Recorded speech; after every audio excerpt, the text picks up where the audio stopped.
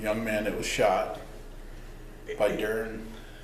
Well, when we talk about Michael Brown and his family, we look to the leader of our country and say, what should we do? How do we fix this? You're our first African American president. Fix this. So he goes on national television and he exploits the race differences in this country. He exploits them to the point where in the past 6 years we've never seen race relations as bad as they are now. And to fan the fire more, I should say, and throw more fuel on the fire, he invites the entire Brown family to a press conference to talk about police. And in some cases, someone said the police have their feet on the neck of African Americans. And yet no one has said, and no one has come forward to say, why don't they just obey the law? I have to tell this quick story. Went down to North Carolina for a family visit, and on the way back was speeding through Virginia. Yeah, speeding. Got pulled over by a police officer. And when I saw him approaching the car, I immediately rolled down the window and said, yes, officer, here's my proof of insurance, here's my registration, here's my driver's license. I obeyed everything he said. I begged him. He said, well, I'll knock a few miles off it. And he says, but I got to write you a ticket because you broke the law. And I said, you're right, officer, I did. That was nothing compared to the chewing out I got on the way home from my wife for speeding. I got to tell another little story. Maybe we're going to go over a minute too long.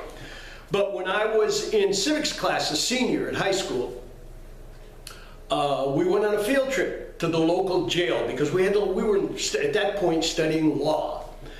And the officer took us through a tour of the jail, and then he says, okay, now we're going to fingerprint, photo, and jail a perpetrator.